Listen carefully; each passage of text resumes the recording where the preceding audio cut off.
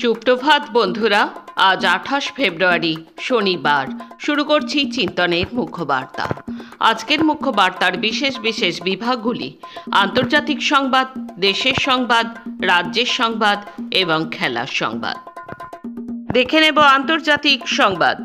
ইরানের সঙ্গে চলমান উত্তেজনার মধ্যে ইসরায়েলের একটি বিমান ঘাঁটিতে অন্তত 12টি মার্কিন F-22 যুদ্ধ বিমান অবতরণ করেছে। গত মঙ্গলবার বিমানগুলো অবতরণ করেছে বলে জানিয়েছে ইসরায়েলের রাষ্ট্রীয় সম্প্রচার মাধ্যম কান। মঙ্গলবার কানের প্রতিবেদনে বলা হয়, মধ্যপ্রাচ্যে মার্কিন সেনা মোতায়েনের অংশ হিসেবে সোমবার বিকেলে দেশটির দক্ষিণাঞ্চলের ইসরায়েলি বিমান বাহিনীর একটি ঘাঁটিতে 12টি মার্কিন F-22 যুদ্ধ বিমান অবতরণ করেছে। প্রতিবেদনে আরও বলা হয়েছে, এগুলো বিশ্বের সবচেয়ে উন্নত যুদ্ধ বিমানগুলোর অন্যতম। কেবল যুক্তরাষ্ট্রের হাতেই রয়েছে এই যুদ্ধ বিমান। কিউবার জলসীমায় সেদেশের সীমান্তরক্ষী বাহিনীর গুলিতে যুক্তরাষ্ট্রের ফ্লোরিডায় নিবন্ধিত একটি স্পিডবোটে 4 জন নিহত হয়েছেন। কিউবা সরকারের দাবি, নিহত ব্যক্তিরা সবাই যুক্তরাষ্ট্রে বসবাসকারী কিউবার নাগরিক এবং তারা সন্ত্রাসবাদের উদ্দেশ্যে দেশটিতে অনুপ্রবেশের চেষ্টা করছিল। গত বুধবার উত্তর উপকূলের ভিলা ক্লারা প্রদেশের কায়ো ফ্যালকনস দ্বীপের কাছে এই রক্তক্ষয়ী ঘটনা ঘটে। কিউবার স্বরাষ্ট্র মন্ত্রণালয় এক বিবৃতিতে জানিয়েছে, সীমান্তরক্ষী বাহিনী স্পিডবোটটি শনাক্ত করতে এগিয়ে গেলে সেখান থেকে প্রথমে গুলি চালানো হয়। এতে কিউবান কমান্ডার আহত হন। পাল্টা জবাবে কোস্টগার্ড গুলি চালালে ঘটনাস্থলে স্পিডবোটে 4 জন নিহত ও 6 জন আহত হন। কিউবার দাবি, নৌযানটি থেকে বিপুল পরিমাণ হ্যান্ডগান, অ্যাসল্ট রাইফেল ও হাতে তৈরি বিস্ফোরক উদ্ধার করা হয়েছে। আটক ব্যক্তিদের অনেকেরই আগের অপরাধমূলক এবং সহিংস কর্মকাণ্ডের রেকর্ড রয়েছে। এছাড়া ওই ষড়যন্ত্রের সঙ্গে জড়িত সন্দেহে আরও একজনকে গ্রেপ্তার করা হয়েছে। মায়ানমারের রাখাইন রাজ্যে সামরিক বাহিনীর বিমান হামলায় কমপক্ষে 17 জন নিহত হয়েছে। রাখাইনের পোননগিউন টাউনশিপের ইয়োয়েঙ্গু গ্রামে চালানো এক হামলায় আরও 14 জন আহত হয়েছেন। নিহতর মধ্যে 3 শিশু ও নারী রয়েছে। স্থানীয়দের তথ্য মতে বিমান হামলার ফলে কয়েকটি বাড়ি আগুনে পুড়ে গেছে। আকস্মিক এই হামলায় আগুন ও ধ্বংসাবশেষ থেকে বাঁচতে গ্রাম ছেড়ে গেছে বাসিন্দারা। চীন থেকে জাহাজ বিধ্বংসী ক্রুজ ক্ষেপণাস্ত্র ক্রয় সংক্রান্ত একটি চুক্তির খুব কাছাকাছি রয়েছে ইরান। এই চুক্তি নিয়ে আলোচনার বিষয়ে জানাশোনা আছে এমন 6 জন কর্মকর্তা এই তথ্য জানিয়েছেন। এমন এক সময় এই চুক্তি নিয়ে আলোচনার খবর এলো যখন ইরানের সম্ভাব্য হামলার প্রস্তুতি হিসেবে দেশটির উপকূলের কাছে বড় আকারে নৌবাহিনী মোতায়েন করেছে যুক্তরাষ্ট্র। সূত্রগুলো বলছে, চীনের তৈরি CM-302 ক্ষেপণাস্ত্র কেনার চুক্তিটি চূড়ান্ত পর্যায়ে রয়েছে। তবে এসব ক্ষেপণাস্ত্র হস্তান্তরের তারিখ এখনো ঠিক হয়নি। গাজা গণহত্যায় জড়িত এবং ইসরায়েলের সঙ্গে সংশ্লিষ্ট কোম্পানিগুলো শেয়ার তহবিলে বড় অঙ্কের গোপন বিনিয়োগ করেছে ব্রিটেনের প্রসিদ্ধ ক্যামব্রিজ বিশ্ববিদ্যালয়।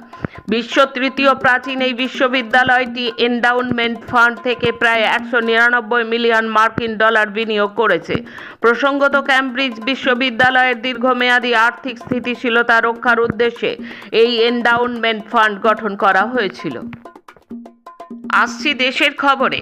দীর্ঘ আইনি লড়াইয়ের পর বড়সড় জয় পেয়েছেন দিল্লির প্রাক্তন মুখ্যমন্ত্রী অরবিন্দ কেজরিওয়াল। বহুল চর্চিত দিল্লি আবগারি নীতি মামলায় শুক্রবার দিল্লির রাউস অ্যাভিনিউ আদালত কেজরিওয়াল, মনোজ সিসোদিয়া এবং BRS নেত্রী কে কবিতা সহ 23 জন অভিযুক্তকেই সসম্মানে মুক্তি দিয়েছে। আদালতের এই রায়ের কয়েক ঘন্টার মধ্যে কেন্দ্রীয় সরকার ও বিজেপিকে তীব্র আক্রমণ শানালেন দিল্লির প্রাক্তন মুখ্যমন্ত্রী। প্রধানমন্ত্রী নরেন্দ্র মোদীকে সরাসরি চ্যালেঞ্জ জানিয়ে তিনি বলেন, সাহস থাকলে দিল্লিতে আবার নির্বাচন করিয়ে দেখুন। বিজেপি যদি 10টির বেশি আসন পায় তবে আমি রাজনীতি ছেড়ে দেব। দিল্লির জওহরলাল নেহেরু বিশ্ববিদ্যালয় ছাত্র সংগঠনের ডাকা লং মার্চ ঘিরে বৃহস্পতিবার উত্তপ্ত পরিস্থিতি তৈরি হয়। মিছিলকে কেন্দ্র করে ছাত্রদের সঙ্গে পুলিশের সংঘর্ষে একাধিক ব্যক্তি আহত হয়েছেন। জেএনইউতে বিক্ষোভের মাঝে পুলিশ কঠোরতা দেখিয়ে শিক্ষার্থীদের গেটে থামিয়ে দেয়। এরপর ছাত্রদের ওপর পুনরায় ঝাঁপিয়ে পড়ে এবং সংঘর্ষ হয়। পুলিশ এই বিক্ষোভের নেতৃত্ব দানকারী JNU-SU এর অনেক পদাধিকারীকে গ্রেপ্তার করেছে। কয়েক ঘন্টা আটকের পর JNU এর 14 জন ছাত্রকে তিহার জেলে পাঠানো হয়েছে। পাতিয়ালা হাউস কোর্টে ম্যাজিস্ট্রেটের সামনে হাজির হওয়ার পর তাদের জেলে পাঠানো হয়। মহারাষ্ট্রে গত 2 বছরে 93,000-এর বেশি নারী নিখোঁজ হওয়ার খবর পাওয়া গেছে। সরকারি তথ্য অনুযায়ী এদের মধ্যে 67,000-এর বেশি নারীকে খুঁজে বার করে তাদের পরিবারে ফিরিয়ে দেওয়া হয়েছে। ভারতীয় সংবাদ মাধ্যম দ্য উইকের প্রতিবেদনে বলা হয়েছে, 2025 সালে মহারাষ্ট্রে 48,000-এর বেশি নারী নিখোঁজ হওয়ার ঘটনা নথিভুক্ত হয়েছিল। 2024 সালে এই সংখ্যা ছিল 45,000-এর বেশি। তামিল ভূমিতে শক্তি বৃদ্ধি হলো ইন্ডিয়া জোটের। তামিলনাড়ুর ভোটের ঠিক মুখে বিরাট ধাক্কা খেল জয়ললিতার দল এআইএডিএমকে। একই সঙ্গে ধাক্কা বিজেপি নেতৃত্বাধীন এনডিএ জোটের। এবার এমকে স্টালিনের হাত ধরে ডিএমকেতে যোগ দিলেন তামিলনাড়ুর প্রাক্তন মুখ্যমন্ত্রী ও পনিরসেলভাম। ফলে ভোটের মুখে তামিল ভূমে শক্তি আরও বাড়ল ইন্ডিয়া জোটের। কেন্দ্রীয় জনবিরোধী নীতিগুলির প্রতিবাদে আগামী 24শে মার্চ দিল্লিতে হবে সমাবেশ। প্রস্তুতি নিচ্ছে উত্তর ভারত সিপিআইএমের জন আক্রোশ জাঠা। মধ্যপ্রদেশের ইন্দোরে বৃহস্পতিবার রাতে পুরনো সিলিন্ডার কাটতে গিয়ে লিক হয় গ্যাস। গুরুতর অসুস্থ হয়েছেন অন্তত 5 জন কর্মী। এপস্টিন ফাইলে নাম হরদীপের। এই কেন্দ্রীয় মন্ত্রীর হয়ে সাফাই দিতে নেমেছে মোদী সরকার। প্রাক্তন উপরাষ্ট্রপতির চাঞ্চল্যকর দাবি, ইস্তফার সময় অসুস্থ ছিলাম না। এখন রাজ্যের খবর। এ রাজ্যের এশায়ার পর্বে সব থেকে বেশি আলোচনায় ছিল আনম্যাপড ও লজিক্যাল ডিসক্রিপেন্সিতে থাকা ভোটাররা। আনম্যাপড 32 লক্ষ, লজিক্যাল ডিসক্রিপেন্সিতে থাকা 1,20,00,000 ভোটারের মধ্যে 60 লক্ষ ভোটারের নথি যাচাই করার দায়িত্ব বিচার বিভাগীয় আধিকারিকদের হাতে তুলে দিয়েছে কমিশন। বিচারাধীন 60 লক্ষ ভোটারের নাম শেষ পর্যন্ত অনিশ্চিত রেখেই শনিবার চূড়ান্ত ভোটার তালিকা প্রকাশের পথে নির্বাচন কমিশন। খসড়া তালিকায় 7 কোটি ভোটারের নামই চূড়ান্ত তালিকায় থাকবে বলে কমিশন জানিয়ে দিয়েছে। কিন্তু প্রকাশিত তালিকায় ভোটারের নামের পাশে লেখা মন্তব্যেই বিবেচিত হবে তিনি ভোটার হিসেবে বিবেচিত হচ্ছেন কিনা। সেই 60 লক্ষ ভোটারের নামও চূড়ান্ত তালিকায় থাকবে, কিন্তু নামের পাশে অ্যাডজুডিকেটেড কথাটি লেখা থাকবে। ফলে তারা বিচারাধীন হিসেবেই থাকছেন। এরপর শীর্ষ আদালতের নির্দেশ অনুযায়ী অতিরিক্ত ভোটার তালিকা প্রকাশিত হলে বিচারাধীন ভোটারদের মধ্যে যারা পার পাবেন তারা চলে আসবেন চূড়ান্ত তালিকায়। 235 আনএইডেড মাদ্রাসাকে সরকারি স্বীকৃতি দেওয়ার দাবি সহ একাধিক দাবিকে সামনে রেখে 73 দিন ধরে সল্টলেক সিটি সেন্টার 1-এর সামনে অবস্থান চালিয়ে যাচ্ছেন মাদ্রাসা শিক্ষকরা। শুক্রবার তাদের সেই অবস্থান বিক্ষোভে যান সিপিআইএম নেত্রী মীনাক্ষী মুখার্জি, শতরূপ ঘোষ এবং কলতান দাশগুপ্ত। দীর্ঘ সময় তাদের সাথে কথাও বলেন তারা। মীনাক্ষী বলেন, 2018 সাল থেকে মাদ্রাসা ঐক্য মঞ্চের এই আন্দোলন চলছে। 8 বছর পার হয়ে গেল, এখনো দাবি মানা হলো না। এই আন্দোলনের পাশে আমরা প্রথম থেকে ছিলাম ও পরেও থাকব।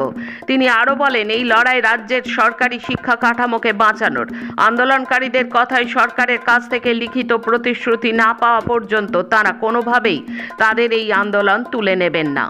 সিপিআইএম নেতা শতরূপ ঘোষ বলেন, তৃণমূল সরকারের আমলে লেখাপড়া করাই একটা অপরাধ হয়ে দাঁড়িয়েছে। প্রতি বছর মাধ্যমিক এবং উচ্চ মাধ্যমিক পরীক্ষার্থীর সংখ্যা কমছে। যারা লুট করছে তারা আনন্দে রয়েছে। তিনি বলেন, বিজেপি বিধায়ক অগ্নিমিত্রা পাল বলছে মাদ্রাসায় সন্ত্রাসবাদী তৈরি হয়। ওরা জানে না রাজা রামমোহন রায়, গুরচাঁদ ঠাকুর এনারা মাদ্রাসায় পড়াশুনো করেছেন। কলতান দাশগুপ্ত বলেন, বামফ্রন্ট সরকারের আমলে তৈরি হওয়া মাদ্রাসা, প্রাইমারি স্কুল সব শেষ করে দিচ্ছে রাজ্যের সরকার। আমাদের লড়াই বাংলা বাঁচানোর। বাংলা বাঁচাতে হলে শিক্ষাকে বাঁচাতে হবে। কেন্দ্রে বিজেপি সরকারের প্রাক্তন মন্ত্রী বাবুল সুপ্রিয়কে এবার রাজ্যসভায় পাঠাচ্ছে তৃণমূল কংগ্রেস। তিনি দল বদলে তৃণমূলে যোগ দেন। তাকে বিধায়ক করে রাজ্যের মন্ত্রীও করে নিয়েছিলেন তৃণমূল। শুক্রবার রাতে তৃণমূল জানায় যে রাজ্যসভা ভোটে প্রার্থী হচ্ছে রাজ্যের প্রাক্তন ডিজি, প্রবল বিতর্কিত রাজীব কুমারও। চিটফান্ড মামলায় নথি আড়াল করার ক্ষেত্রে তাকে ঘিরে অভিযোগ তীব্র। এছাড়াও প্রার্থী হচ্ছেন অভিনেত্রী কোয়েল মল্লিক। প্রার্থী হচ্ছেন আইনজীবী মেনকা গুরুস্বামীও। বদলে দেওয়া হলো উচ্চ মাধ্যমিক শিক্ষা সংসদের সভাপতিকে। নতুন সভাপতি হচ্ছেন পার্থ কর্মকার। উচ্চ মাধ্যমিক পরীক্ষা শেষ হতেই এই সিদ্ধান্ত নিল রাজ্য শিক্ষা দপ্তর। চিরঞ্জিত ভট্টাচার্য একসঙ্গে 2 দায়িত্ব পালন করছিলেন। আশাকর্মীদের আন্দোলনে শুক্রবার আবারও উত্তাল স্বাস্থ্য ভবন। সমস্ত ন্যায্য বকেয়া নিঃশর্তে প্রদান। জানুয়ারি এবং ফেব্রুয়ারি মাসের ভাতা প্রদানে বৈষম্য নয়। কর্মবিরতি চলাকালীন দীর্ঘমেয়াদী সমস্ত ইনসেনটিভ প্রদান ও কর্মক্ষেত্রে হয়রানি বন্ধের দাবিতে শুক্রবার স্বাস্থ্য সচিবের নিকট ডেপুটেশন পশ্চিমবঙ্গ আশা কর্মী ইউনিয়নের। এই কর্মসূচি ঘিরে সকাল থেকেই উত্তেজনা ছড়িয়ে পড়ে। পুলিশ স্বাস্থ্য ভবনের আগে ব্যারিকেড দিয়ে মিছিল আটকানোর চেষ্টা করলে আন্দোলনকারীদের সাথে ধস্তাধস্তি বাধে। পুলিশের বাধা টপকে আশা কর্মীরা স্লোগান দিতে থাকেন এবং পরিস্থিতির গুরুত্ব বুঝে ইউনিয়নের একটি প্রতিনিধি দল স্বাস্থ্য সচিবের নিকট তাদের দাবিপত্র বা ডেপুটেশন পেশ করে। শেষে খেলার খবর। চ্যাম্পিয়ন্স লিগের নকআউটে আরও একবার মুখোমুখি হচ্ছে ম্যানচেস্টার সিটি এবং রিয়াল মাদ্রিদ। এই নিয়ে পরপর 5 বছর নকআউটে এই দুই দল একে অপরের বিরুদ্ধে খেলবে। শুক্রবার প্রি কোয়ার্টার ফাইনালের সূচি হয়েছে, সেখানে এই দুই দল একে অপরের মুখোমুখি হয়েছে। গতবারের চ্যাম্পিয়ন্স প্যারিস সাঁ-জার্মান খেলবে চেলসির বিপক্ষে। নিউজিল্যান্ডকে 4 উইকেটে হারিয়ে দিল ইংল্যান্ড। সুপার 8-এ 3 ম্যাচই জিতল তারা। আগেই বিশ্বকাপে সেমিফাইনালে উঠে গিয়েছে ইংল্যান্ড। নিউজিল্যান্ড এই ম্যাচে ইংল্যান্ডকে হারালেই সেমিফাইনালে উঠে যেত। সুযোগ পেয়েও পারল না তারা। ফলে পাকিস্তানের সেমিফাইনালের আশা এখনও রয়ে গেল। আজকের মুখ্য বার্তা এই পর্যন্ত। নমস্কার।